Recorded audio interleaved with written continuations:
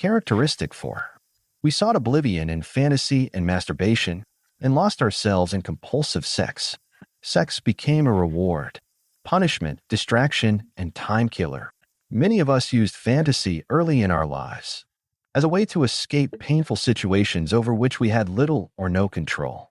We wanted to check out to become oblivious to our thoughts, feelings, and surroundings. We fled into a fantasy world, a world where we were in control, a place where no one could hurt us and our lives were idyllic. Losing ourselves in this fantasy world was often our first addiction. Once sex entered our lives, many of us quickly integrated it into our fantasy world. Thoughts of being sexual or romantic with others became an exhilarating new way of escaping our reality. Masturbation was often the first sexual experience we had.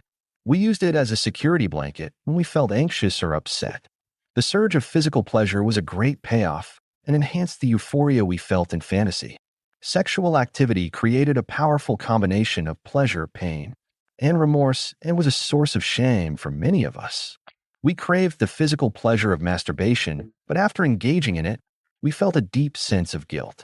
This guilt often brought up other painful feelings, a loss of innocence, a loss of integrity, and the sense that we had lost our true selves.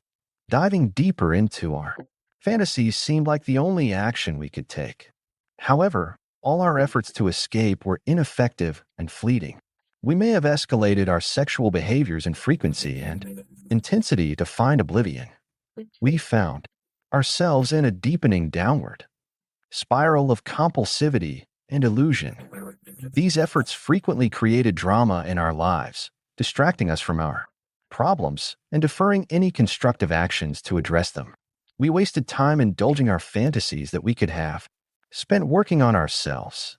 We found that once this pattern was in place, we had truly lost our way, with every turn we took leading back to where we began. Initially, our sexual experiences with other people may have provided some relief. We got an adrenaline rush from acting out. That strengthened our desire for more sex. As that desire increased, we began to believe that sex, alone or with someone else, was something we just had to do, that we had no choice in the matter. We felt more and more shame until we reached the point of just giving up. We desperately and urgently needed the relief that sex provided. We felt powerless over our behavior, and our lives became unmanageable. We sometimes neglected everything else in our lives, avoiding friends and family, social events, even work assignments. We didn't care if we put ourselves at risk or harmed others with our acting out. Many of us were so self-absorbed that we failed to connect our actions with their consequences. We only wanted to satisfy our urge for more and to find the oblivion we desperately sought. For some, our view of the world narrowed until compulsive sex was all we could see. We lost sight of our true selves and any hopes we once had for the future. In our fantasies, we may have imagined ourselves with a better job, better relationships, a better life. However, they were just that, fantasies. In our compulsive pursuits made us incapable of taking any concrete action to improve our lives.